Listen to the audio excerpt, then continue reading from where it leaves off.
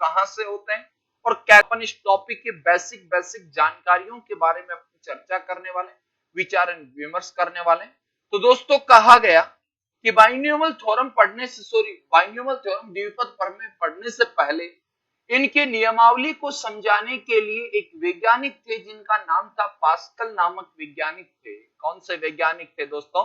Pascal नामक वैज्ञानिक थे। उन वैज्ञानिकों ने क्या किया कि भाई एक नियम दिया जिसके आधार पर किसी भी पदों के घातों के रूप में हल कर सकते हैं। जो काम द्विपद प्रमेय करता है वही काम पहले किसने प्रारंभ किया? पास्कल स्केल ने प्रारंभ किया।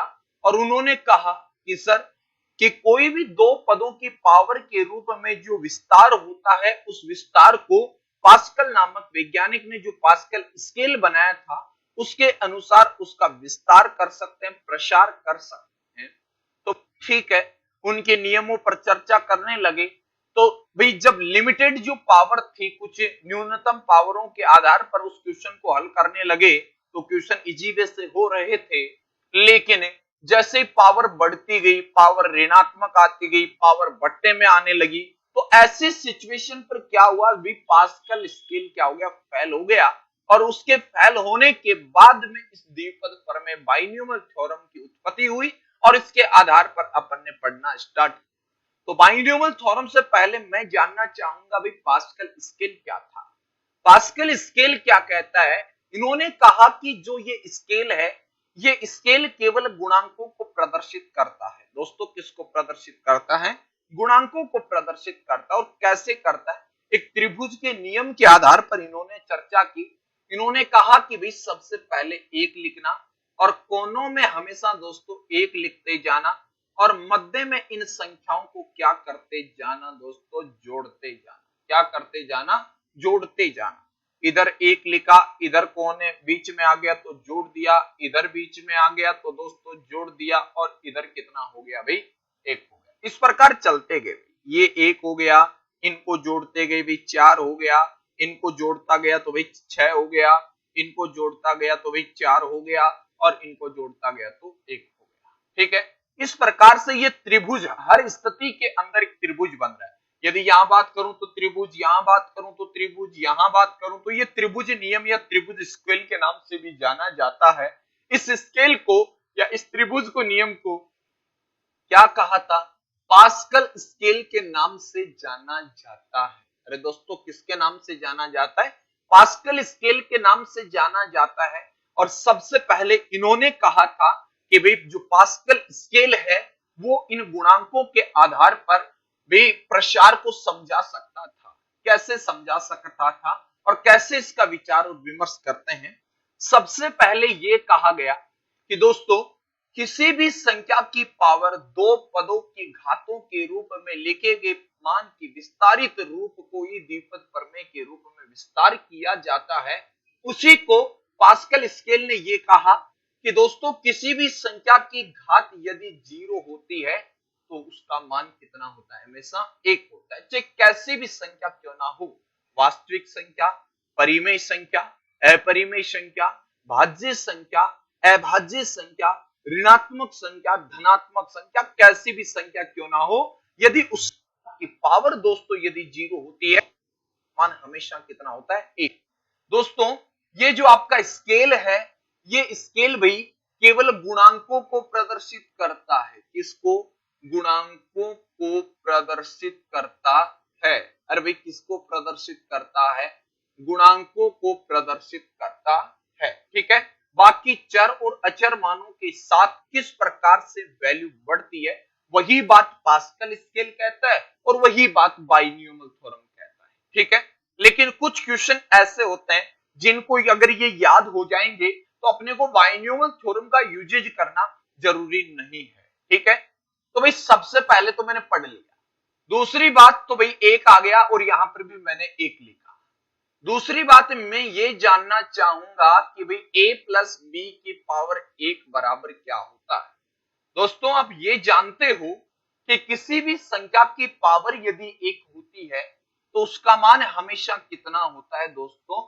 वही मान, मतलब वही मान हो जाता है। तो a प्लस बी की पावर 1 बराबर क्या हो गया? a plus B. ठीक है, ऐसे सिचुएशन में भी ए के गुणा में कुछ नहीं तो एक है, बी के गुणा में कुछ नहीं तो एक है, इसलिए कॉफिशिएंट ऑफ ए मतलब ए का गुणांक है वो क्या होगा, एक होगा। कॉफिशिएंट ऑफ बी, बी का गुणांक भी क्या है भाई, एक है। इसी प्रकार ये इन फॉर्मूलों के किनको प्रदर्शित करता है दोस्तों, गुणांकों को प्रदर्शित करता है। ठीक है, अब आगे चर्चा करता हूं, देखना। चलो भाई यहां तक तो कोई दिक्कत नहीं है। अब मैं अगले फॉर्मूले के बारे में चर्चा करना चाहूंगा, ए प्लस बी का होल स्क्वायर कैसे गुणांक को प्रदर्शित किया जाता है, इस बात को समझना। ठीक है भाई, तो देखना कैसे गुणांक को प्रदर्शित करते हैं। सबसे पहले गुणांक एक है, तो इस एक की स्थिति के अंदर दिए गए प्रसार की अधिकतम पावर जो यहां लिखी है वो लिखना है। दिए गए संख्या की अधिकतम पावर लिखनी होती है, जो यहां पर 2 लिखी है उसी 2 को लिखा जाता है।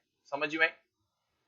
बिल्कुल जी। सरिता वीचर जी, गुड आफ्टरनून मैडम आपको।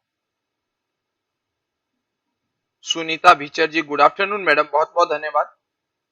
तो देखिएगा भाई, तो यहां पर क्या हुआ, a प्लस बी का होल स्क्वायर मतलब क्या हुआ, सबसे पहले a स्क्वायर करना है, कर लिया। इस एक के गुणांक के बाद में दोस्तों क्या आया, 2 आया, प्लस 2 लिख दो। अब दूसरे पद से देखना, ये a की जो घात थी ये तो एक एक कम होती जाएगी। पहले एक अधिकतम घात कितनी थी दोस्तों, 2 थी, अब एक कम होकर 1 हो गई, और दूसरे पद से ये दूसरा पद मतलब b भी स्टार्ट हो जाता है, तो 2ab हो गया।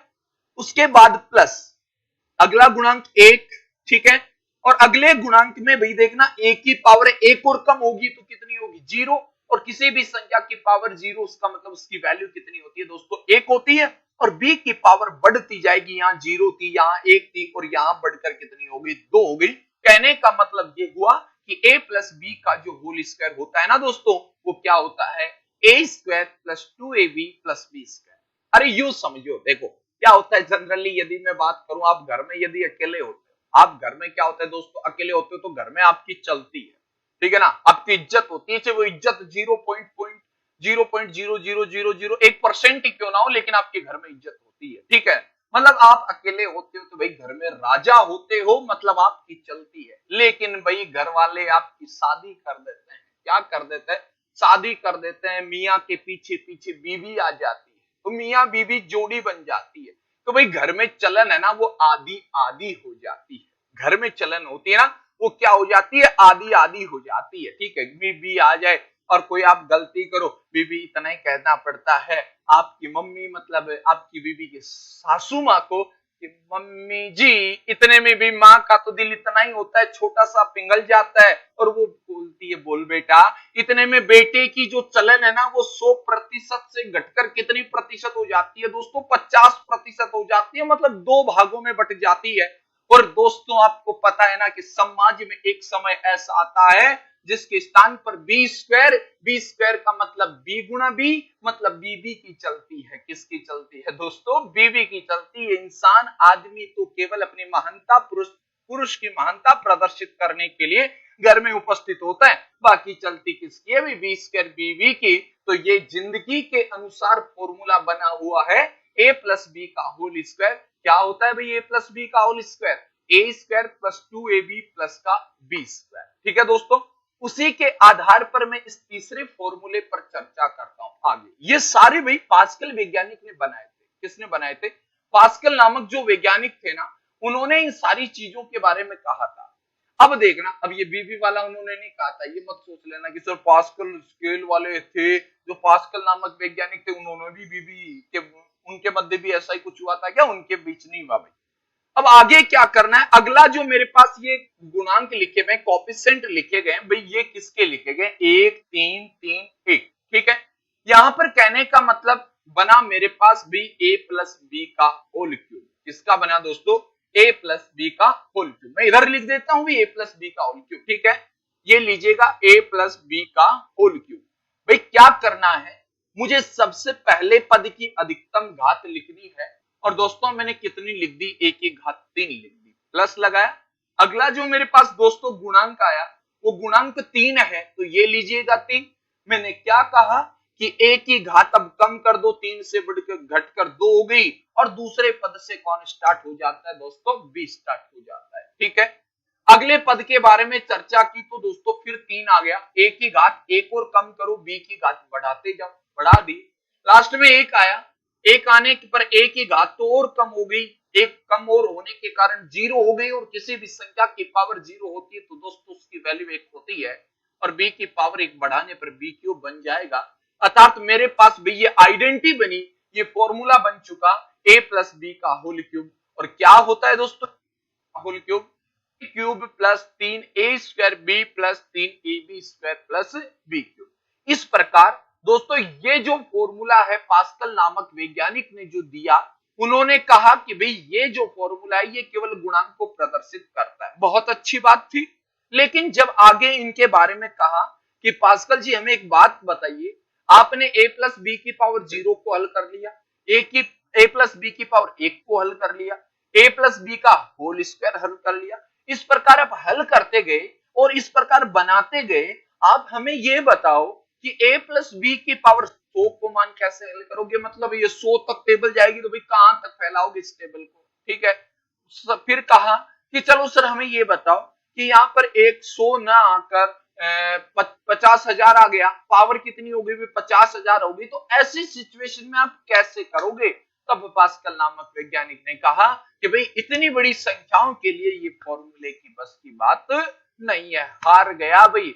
हारा कौन? पास्कल वैज्ञानिक हारा, और पास्कल जी हारते ही अपने और दूसरे वैज्ञानिक आ बैठे जिन्होंने खोज कर डाली दोस्तों किसकी? द्विपद प्रमेय अर्थात बाइनोमियल थ्योरम की खोज कर डाली। और भाई बाइनोमियल थ्योरम की जो खोज हुई तब जाकर ऐसा लगा कि भाई अब चाहे किसी भी संख्या की पावर कितनी भी क्यों ना हो, चाहे धनात्मक हो, ऋणात्मक हो, भिन्न में हो, कितनी भी बड़ी कितनी भी छोटी पावर क्यों ना हो, सभी का विस्तारित रूप लिखा जा सकता है। दोस्तों सभी का क्या लिखा जा सकता है? विस्तारित रूप लिखा जा सकता है। तब जाकर बाइनोमियल थ्योरम को पढ़ा जाता है। ठीक है दोस्तों, तो अब अपन चर्चा कर रहे हैं दोस्तों यहां पर बाइनोमियल थ्योरम की। तो इसके बाइनोमियल थ्योरम की वास्तविक जो चर्चा कर रहे हैं वो अब कर रहे हैं। ये तो बाइनोमियल थ्योरम की उत्पत्ति होने से पहले की थी। तो दोस्तों मैं यही साथ में आपको हर एक चीज बताने की कोशिश करूंगा, फिर भी आपको किसी को समझ में ना आए तो भाई बिल्कुल पूछ सकते हो। और विगत भर्तियों जो एयरफोर्स के एग्जाम भर चुके हैं जो विद्यार्थी, उनको पता ही है कि जो आपकी फरवरी एग्जाम पोस्टपोन्ड हुई थी वो एग्जाम आगे है। ठीक है ना, शायद इस लास्ट वीक में आपको चालू करनी है। बिल्कुल जी, बबलू सिंह जी बहुत बहुत धन्यवाद सर आपको। तो भाई अब अपन जो चर्चा करेंगे ना वो द्विपद प्रमेय बाइनोमियल थ्योरम के बारे में करेंगे। तो भाई द्विपद प्रमेय बाइनोमियल थ्योरम की जो उत्पत्ति हुई उसके बारे में सबसे पहले इसका विस्तारित रूप देखा गया था। क्या देखा गया था? बहुत इजी से क्वेश्चन पूछे जाने वाले हैं, आप देखते रहिएगा भाई कैसे इजी से इजी क्वेश्चन बनता है। कि भाई जब द्विपद प्रमेय का विस्तार किया गया तो कहा गया कौन सा विस्तार द्विपद प्रमेय का होता है? तो मैंने लिखा कि x प्लस वाई की पावर n। दोस्तों क्या? x प्लस वाई की पावर n के जो विस्तारित रूप होता है उसको विस्तार करने का, उसका प्रसार करने के लिए जिन फॉर्मूले का प्रयोग किया जाता है वो है भाई द्विपद प्रसार, या इनके प्रसार को द्विपदों के प्रसार के नाम से जाना जाता है। ठीक है भाई, अब देखना भाई इसका विस्तार किया गया तो कहा गया n का मतलब क्या होता है? धनात्मक, ऋणात्मक, परिमेय, भिन्न सभी संख्या हो सकती है। दोस्तों जब इसका विस्तार किया गया तो कहा गया nc0 x की पावर 0 y की पावर n प्लस, ठीक है सॉरी, x की पावर n और y की पावर 0 प्लस nc1 x की पावर n माइनस 1 y की पावर 1 प्लस nc2 x की power n minus 2 into y की पावर 2 प्लस nc3 x की power n minus 3 into y की power 3।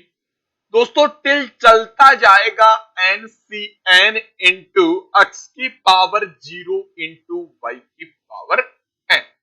भाई इस प्रसार को कहते हैं द्विपद प्रसार। इस प्रसार को क्या कहते हैं भाई? द्विपद प्रसार के नाम से इसको जाना जाता है। टोटल आर्मी, जी सर आपको भी राम राम भी। तो देखना इस प्रसार को जब आगे चल रहे हैं, इसको आगे लेके चल रहे हैं, तो दोस्तों मैं आपको बता दूं भाई, आपका कोई भी साथी हो, आपका कोई भी भाई बंधु हो, जो भी हो, जो एयरफोर्स नेवी एनडीए की तैयारी कर रहे हैं ना दोस्तों, उन सभी के लिए ये कक्षाएं एक मतलब अपने आज से स्टार्ट की है, वो आपके उद्देश्यों को लेकर। तो दोस्तों जो लोग तैयारी कर रहे हैं उनको लिए बेटर अपॉर्चुनिटी है, उनके लिए बहुत अच्छे स्तर पर अपन काम करने वाले हैं। आपको मैं नोट्स भी प्रोवाइड करवा दूंगा भाई। सुभाष चारण का लाडला राम राम जी, बहुत बहुत धन्यवाद सर आपको भी। तो भाई अब जो स्टार्ट कर रहे हैं इसको आगे लेके चलते हैं इस प्रसार को। तो यहां पर क्या है कि भाई यहां पर एक चीज आपके सामने आई होगी, एक NC0, NC1, NC2, ये चीज आपके सामने आई होगी, ठीक है ना। इसकी वैल्यू क्या होती है भाई, ये चीज अपन 11th क्लास का एक टॉपिक पढ़ते हैं भाई, परम्यूटेशन एंड कम्युनिकेशन, संचय एंड क्रमचय, इनके आधार पर इसकी चर्चा की जाती है। लेकिन अपन देख लेते हैं भाई ये वास्तविक रूप से है क्या, इनमें अपने को किन किन बातों को ध्यान रखना होगा, ठीक है। तो यहां पर देखना एक फॉर्मूले के आधार पर बात की जाती है NCR, मतलब N और R की वैल्यू कुछ भी हो सकती है, दोनों बराबर भी हो सकती है, लेकिन इस बात का विशेष याद रखना R की वैल्यू N से बड़ी नहीं हो सकती दोस्तों, R की वैल्यू N से बड़ी नहीं हो सकती। बिल्कुल जी, एस के स्टूडियो ऑफिस, नमस्कार जी सर, बहुत बहुत धन्यवाद सर। अब आगे देखिएगा, यहां अपन चर्चा करते हैं NCR। भी NCR का जो फॉर्मूला होता है ना, वो होता है factorial N upon factorial N minus R into factorial R। दोस्तों ये किसका फॉर्मूला होता है, NCR का फॉर्मूला होता है, जो क्या होता है factorial N divided by factorial N minus R into factorial R। अब कहोगे कि सर फैक्टोरियल, भाई फैक्टोरियल की वैल्यू, फैक्टोरियल 5 बराबर होता है 5 गुणा 4 गुणा 3 गुणा 2 गुणा 1। फैक्टोरियल के अंदर लिखी हुई संख्या, उनके घटते क्रम में गुणनफल का जो मान होता है ना, वही मान दोस्तों उसके फैक्टोरियल का होता है। तो भाई मुझे एक बात बताना यहां से, भाई इस फैक्टोरियल 5 है, क्या मैं फैक्टोरियल 5 को लिख सकता हूं क्या भाई 5 गुणा फैक्टोरियल 4, हाँ या ना। जो लोग लाइव बैठे हैं प्लीज आप सभी से मैं ये जानना चाहता हूं कि फैक्टोरियल 5 को मैं लिख सकता हूं क्या 5 गुणा, अच्छा सुभाष जी सर आप कह रहे हैं कि sir sine cos, sir sine cos कब पढ़ाओगे, बिल्कुल जी साइन कोस भी पढ़ाऊंगा, ये टॉपिक कंप्लीट हो जाते हैं जब मैंने द्विपद प्रमेय पहले स्टार्ट कर दिया भाई, ऐसी कोई बात नहीं है। द्विपद प्रमेय स्टार्ट हो गया तो द्विपद प्रमेय बाइनोमियल जो कॉम्प्लेक्स नंबर है, ये दोनों टॉपिक सर एक साथ कंबाइंड है, ठीक है ना। ये कंबाइंड होने के बाद में मैं ट्रिगोनोमेट्री स्टार्ट कर पाऊंगा। और बेसिकली भाई आपको पढ़ना हो तो बिल्कुल कोई दिक्कत नहीं है, आप मुझे पर्सनली मिलिएगा, साइन कोर्स भी पढ़ाऊंगा, कोई दिक्कत नहीं है। आगे कह रहे हैं कि विक्रम जी, ठीक है विक्रम जी, मैं समझ नहीं पाया भाई विक्रम जी, ये जो क्लास चल रही है 12 से 1 के बीच में, भाई ये एनडीए एयरफोर्स नेवी वालों के लिए क्लास चल रही है, ठीक है। किसके लिए क्लास चल रही है, एनडीए एयरफोर्स नेवी वालों के लिए क्लास चल रही है। बाकी अपनी जो यथावत क्लास है वो 1 बजे से है, औसत का टॉपिक स्टार्ट होने वाला है आज, ठीक है, वो 1 बजे से अपनी क्लास है। 12 से 1 मैंने आज से नई क्लास स्टार्ट की है एयरफोर्स नेवी एनडीए वालों के लिए, जो जिनके 11th और 12th की मैथमेटिक्स आती है, ठीक है दोस्तों। चलो, और बाकी अपनी क्लास है वो यथावत समय पर है, 1 बजे से अपनी औसत की क्लास होने वाली है, ठीक है दोस्तों। चलो, तो भाई यहां पर फैक्टोरियल 5 को मैं लिख सकता हूं क्या 5 गुणा फैक्टोरियल 4, क्यों, क्योंकि भाई देखना 5 गुणा फैक्टोरियल 4 को लिखते हैं 4 गुणा 3 गुणा 2 गुणा 1, इसका मतलब ये वैल्यू सेम हो गई। कहने का मतलब ये हुआ कि फैक्टोरियल के अंदर लिखी हुई संख्या को फैक्टोरियल के बाहर लिख देते हैं तो अंदर उससे छोटी संख्या फैक्टोरियल के अंदर आ जाती है, ठीक है दोस्तों। जैसे भाई मैं बात करूं फैक्टोरियल 7, तो फैक्टोरियल को 7 को लिख सकता हूं 7 गुणा फैक्टोरियल 6, फैक्टोरियल 7 को ये भी लिख सकता हूं 7 गुणा 6 गुणा फैक्टोरियल 5, फैक्टोरियल 7 को ये भी लिख सकता हूं सर 7 गुणा 6 गुणा 5 गुणा फैक्टोरियल 4, इस प्रकार से लिख सकता हूं। लेकिन ध्यान रखने वाली क्या क्या बात है वो चीज देखिएगा दोस्तों। एक तो इसके अंदर ध्यान रखने वाली बात यह है कि फैक्टोरियल 1 का मान भी 1 होता है और फैक्टोरियल 0 का मान भी 1 होता है, और फैक्टोरियल के अंदर लिखे गए नेगेटिव नंबर की कोई भी वैल्यू डिफाइन नहीं की जा सकती। ये 3 बात याद रखनी है कि फैक्टोरियल के अंदर दोस्तों ऋणात्मक मान नहीं होना चाहिए। फैक्टोरियल के अंदर क्या नहीं होना चाहिए दोस्तों? ऋणात्मक मान नहीं होना चाहिए। फैक्टोरियल के अंदर यदि जीरो है तो फैक्टोरियल जीरो की वैल्यू दोस्तों कितनी होती है? एक होती है। फैक्टोरियल एक की वैल्यू कितनी है दोस्तों? एक होती है। ठीक है, अब आगे चर्चा करते हैं। तो ये जो फॉर्मूला होता है वो एनसीआर का होता है, जहां पर factorial N upon factorial N minus R into factorial R होता है। जैसे भाई मैं सारे फॉर्मूलों की उत्पत्ति करके बता रहा हूं आपको, मैं x प्लस वाई की पावर होल स्क्वायर मतलब n की वैल्यू कितनी लेके चल रहा हूं दोस्तों? 2 लेके चल रहा हूं। तो ऐसी सिचुएशन में मैं क्या करूंगा दोस्तों? 2c0 x की पावर 2 इंटू वाई की पावर 0। एक बात हमेशा याद रखना, इस बाइनोमियल थ्योरम के अंदर प्रत्येक पद के गुणांक अलग अलग हो सकते हैं। प्रत्येक पद के दोस्तों गुणांक अलग अलग हो सकते हैं, लेकिन यहां पर जो अचर पद लिखे गए x और y, इनके घातों का योग हमेशा इस पावर के बराबर होना चाहिए। अगर बराबर नहीं है इसका मतलब आप कहीं ना कहीं गलत कर रहे हैं। ठीक है दोस्तों, जैसे n में 0 जोड़ा तो भाई n आया, n माइनस में 1 जोड़ा तो n आ गया, n माइनस 2 में 2 जोड़ा n आ गया। इस प्रकार फाइनली आप यदि सभी पद के अंदर x और y की घातों का योग करके देखोगे ना, तो वहां पर जो घातों का योग फैलाएगा वो इस पूर्ण घात के क्या होगा दोस्तों? बराबर होगा। ठीक है भाई, चलो तो ये हुआ x प्लस वाई की होल स्क्वायर बराबर क्या हुआ? अप्लाई करता हूं 2c0 x की पावर 2 इंटू वाई की पावर 0। ठीक है भाई, प्लस आगे देखना 2c1 इंटू x की पावर 2 माइनस 1 1 हो गया और y की पावर भी 1 हो गया, प्लस 2c2 x की पावर 2 माइनस 2 0 हो गया और y की पावर 2 हो गया। अब आगे नहीं कर सकता। क्या नहीं कर सकता? आगे क्यों नहीं कर सकता?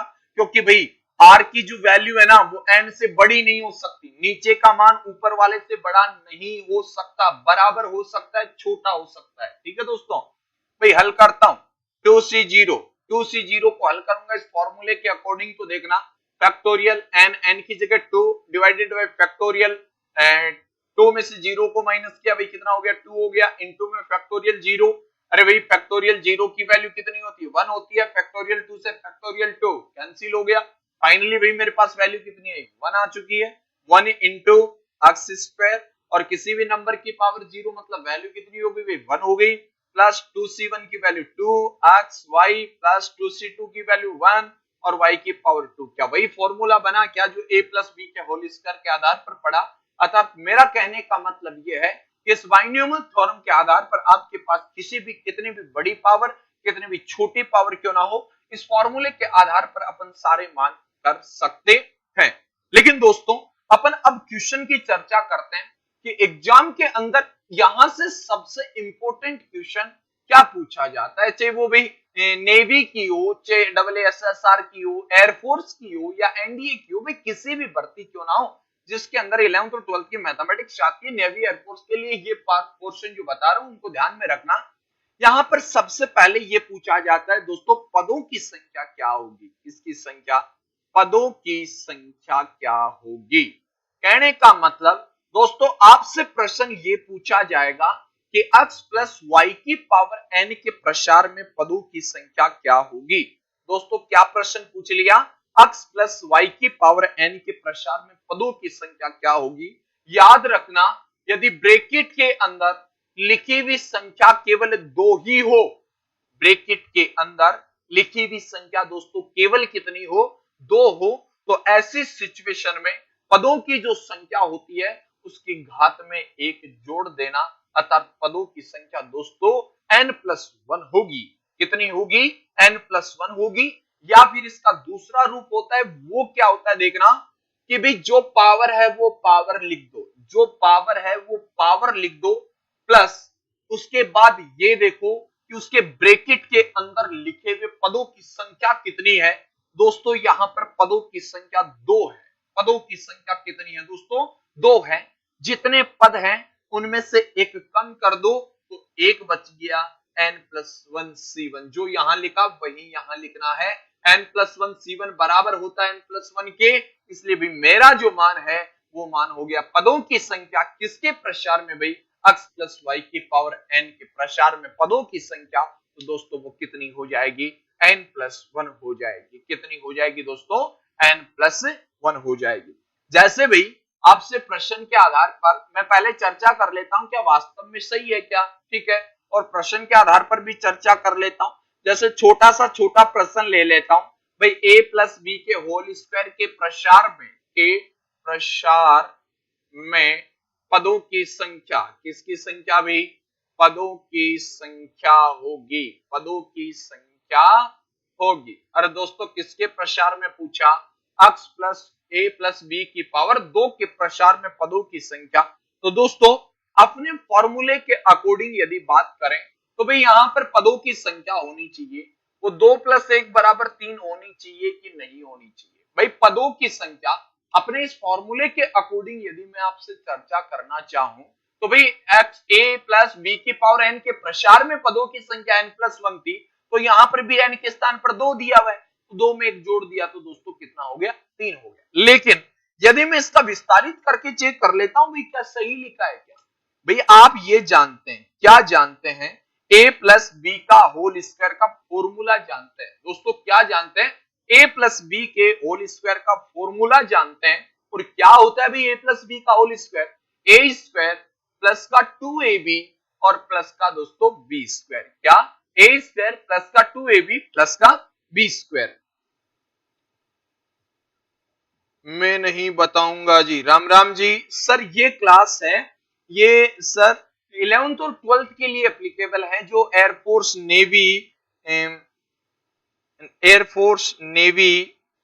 इंस के लिए लागू है सर, ठीक है, एयरफोर्स नेवी एनडीए वालों के लिए ये क्लास स्टार्ट है।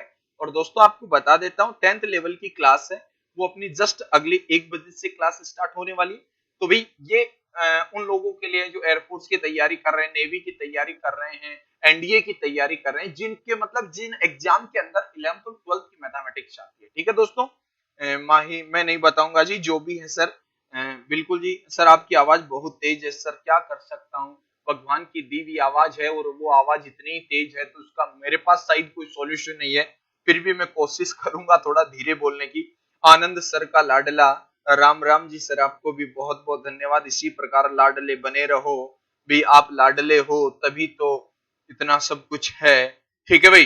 चलो तो अपन बात करते हैं प्लस बी के होल स्क्वायर की। तो मैंने दोस्तों a प्लस बी का होल स्क्वायर किया है,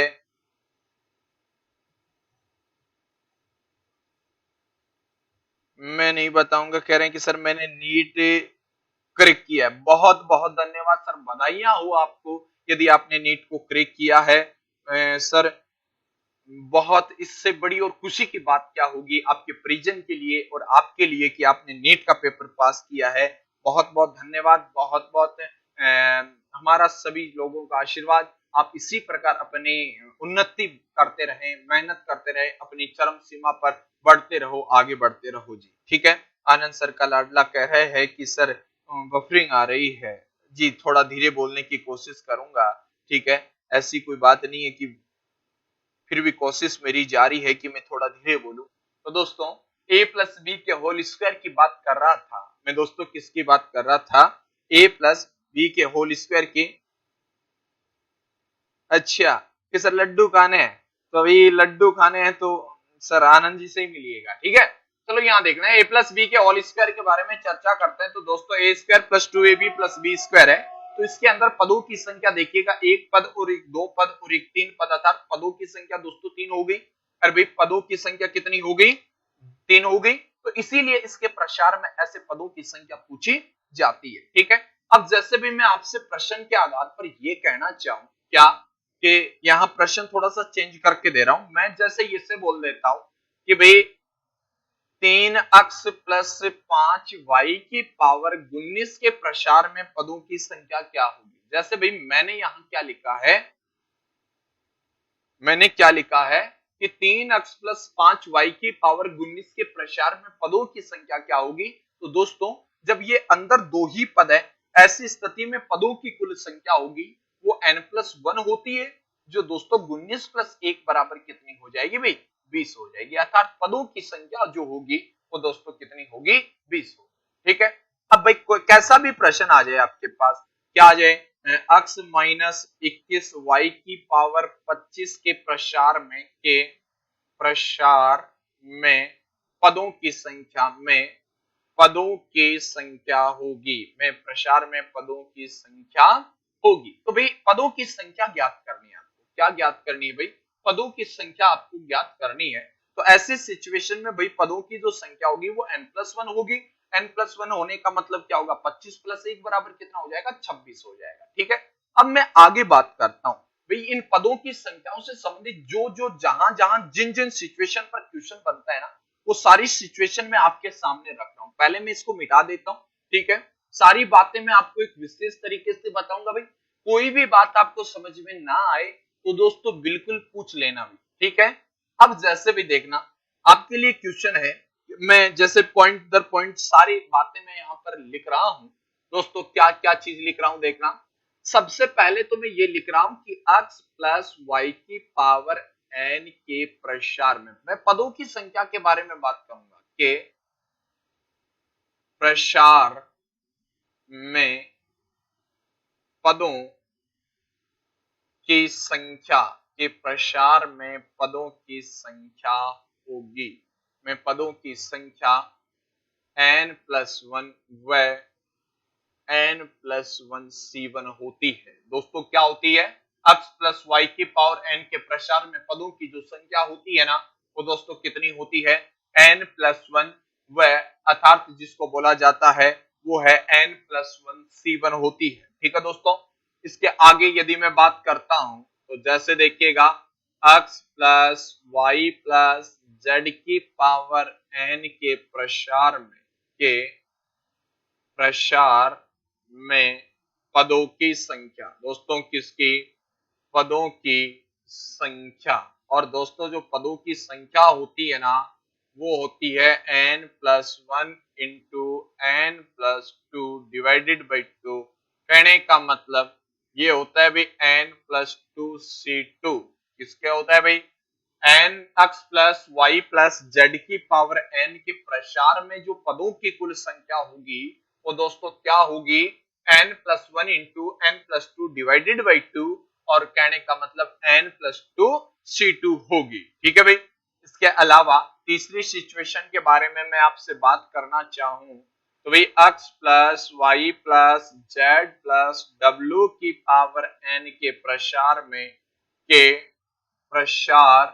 में पदों की संख्या, दोस्तों किसकी संख्या, पदों की संख्या है, वो पदों की संख्या क्या होगी, n+1 into n+2 into n+3 divided by 6। कहने का मतलब n+3C3। दोस्तों क्या चीज, n+3C3। अर्थात ये सिचुएशन होती है, अर्थात इससे आगे अपन कितने भी पद क्यों ना दिए गए हों ब्रैकेट के अंदर, उन सभी पदों पर आधारित अपन ये चर्चाएं कर सकते हैं। बात याद रह जाएगी। आपको क्या बात याद रखनी है दोस्तों, कि इस प्रकार बाइनोमियल थ्योरम के अंदर जिन जिन चीजों के बारे में पूछा जाता है, जिन जिन चीजों के बारे में पूछा जाता है, उनमें से सबसे पहला जो क्वेश्चन बनता है ना दोस्तों, वो बनता है पदों की संख्याओं पर आधारित। किस पर आधारित बनता है भाई, पदों की संख्याओं पर आधारित बनता है। तो भाई x प्लस वाई के अंदर प्रसार में पदों की संख्या क्या होगी, n+1 है, वह n+1 C1 होगी। और x plus Y plus Z की पावर n के प्रसार में पदों की संख्या क्या होगी भाई, n+1 इंटू n+2/2 अर्थात n+2C2 होगी। x plus Y plus Z के प्रसार में पदों की संख्या n+1 n+2 n+3 divided by 6। कहने का मतलब n+3C3 होगी। ठीक है दोस्तों, अब जैसे मैं आगे प्रश्नों के बारे में चर्चा कर लेता हूं भैया। प्रश्न कैसे कैसे, जैसे भी आपसे पहला प्रश्न ये पूछ लिया कि 2x प्लस का 7y की पावर 32 के प्रसार में पदों की संख्या, तो आपका आंसर क्या होना चाहिए भाई, भाई अंदर दो ही पद है तो ऐसी सिचुएशन में या तो 32 + 1 बराबर 33 हो जाना चाहिए, या फिर क्या होना चाहिए भाई 32 + 1 33C1। भाई क्या 33C1। कहने का मतलब कि भाई 2x प्लस 7y की पावर 32 के प्रसार में कुल पदों की संख्या 32 + 1 बराबर 33 हो गया।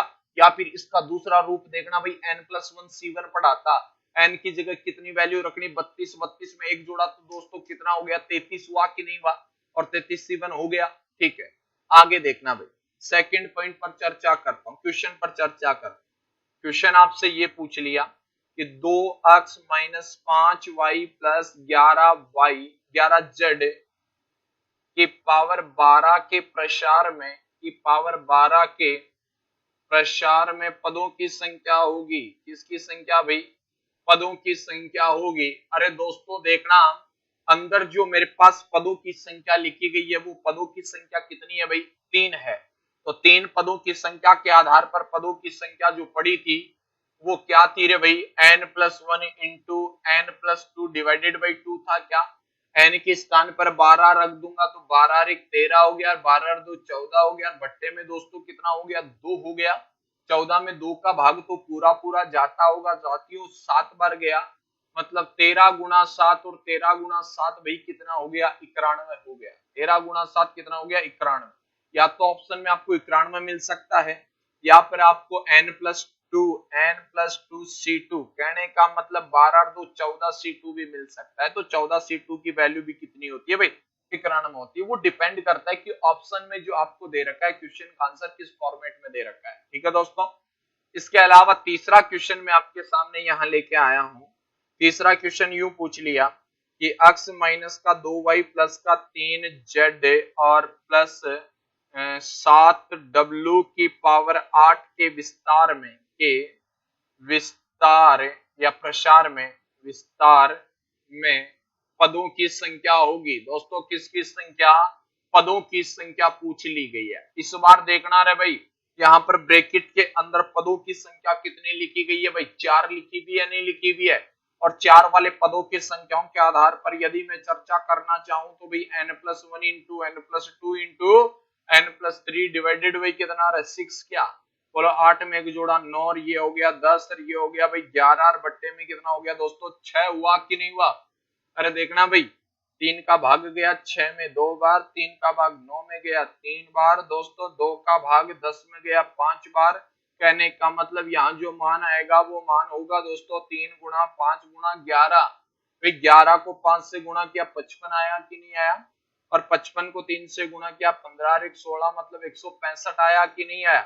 अर्थात इसके प्रसार में, इसके विस्तार में कुल पदों की संख्या जो होगी ना दोस्तों वो कितनी हो जाएगी भाई? 165 हो जाएगी। कितनी हो जाएगी? 165 हो जाएगी। ठीक है भाई। इसके अलावा यदि मैं इस फॉर्मूले पर आधारित चर्चा करूं, n+3 पर चर्चा करूं तो क्या करूंगा? 8 और 3 कितना हो गया भाई? 11C3 हो गया। तो इसको 11C3 भी लिखा जा सकता है, जिसकी वैल्यू होगी वो वैल्यू कितनी होगी भाई? 165 होगी। कितनी होगी? 165 होगी। उम्मीद करता हूं कि ये बात आपको समझ में आई होगी। चलो मैं एक क्वेश्चन के बारे में और चर्चा करता हूं आज के क्लास के माध्यम से। आज की क्लास का माध्यम बस इतना ही था कि अपन क्लास स्टार्ट कर चुके हैं सुचारू रूप से, जिसमें कुछ बेसिक थीम आज की क्लास में अपने को पढ़ी है। ठीक है, बाकी की चर्चाएं अपन कल की क्लास से रेगुलर करने वाले हैं। तो दोस्तों जो लोग लाइव बैठे हैं उन सभी से मेरा यही अनुरोध है कि आपके भाई, आपके जो भी सहपाठी मित्र जो भी है भाई, जो 11th 12th की तैयारी कर रहे हैं, मतलब जो एयरफोर्स, नेवी, एनडीए ऐसी कोई एग्जाम तैयारी कर रहे हैं, बड़े भाई जो भी है सेकंड ग्रेड की तैयारी कर रहे हैं, किसी भी लेवल की तैयारी क्यों ना कर रहे हो, उन सभी के लिए ये बात है कि भाई उनको 12th लेवल, 11th और 12th के सारे मैथ्स के जो टॉपिक है ना वो यहाँ करवाए जाएंगे भी। ठीक है, अब देखना है क्वेश्चन में आपको दे रहा हूं। ठीक है, क्वेश्चन के रूप में मैं आपसे चर्चा करना चाहता हूं। ठीक है, यहां लिख देता हूं भाई x³ ठीक है प्लस का 3x प्लस का 3x² प्लस का 1 के प्रसार में पदों की संख्या होगी। के प्रसार में यहां लिख देता हूं 7 लिख देता हूं के पदों की संख्या होगी। दोस्तों किसके पदों की संख्या होगी? हाँ भाई देखना, यहां पर एक क्वेश्चन लिखा, बहुत अच्छा क्वेश्चन लिखा हुआ है और क्वेश्चन के रूप में आपके सामने ये लिखा हुआ है कि भाई x³ plus 3x plus 3x² plus 1 की पावर 7 के प्रसार में पदों की संख्या। अधिकतर स्टूडेंट क्या करते हैं भाई, यहाँ गलती यही करते हैं कि सर अंदर 4 पद है तो 4 पद वाला नियम लगाते हैं। नहीं दोस्तों, कई बार सिचुएशन क्या होती है, अरे भाई अंदर देखिएगा ब्रैकेट के अंदर x+1 का क्यूब लिखा गया है, इसका क्यूब लिखा गया दोस्तों, x+1 का क्यूब लिखा गया है। a प्लस बी के क्यूब के आधार पर इसका विस्तार करेंगे तो x cube plus 3x square plus 3x plus 1 ये होता है। क्या यही रूप अंदर लिखा हुआ है? तो दोस्तों इसके स्थान पर मैं लिख सकता हूं क्या x प्लस 1 का होल क्यूब और उसकी पावर कितनी दोस्तों 7। ठीक है, जब ब्रैकेट लगा हुआ होता है तो भाई घातें क्या होती है, गुणा होती है। मतलब x प्लस 1 की पावर 7 गुणा 3 21 हो गया। इसका मतलब इसके प्रसार में जो पदों की संख्या होगी, किसकी संख्या भाई, पदों की जो संख्या होगी वो संख्या कितनी हो जाएगी भाई, 21 प्लस 1 बराबर 22 होगी कि नहीं होगी। इसलिए अपन इस टॉपिक के बेसिक जानकारियों के बारे में अपनी चर्चा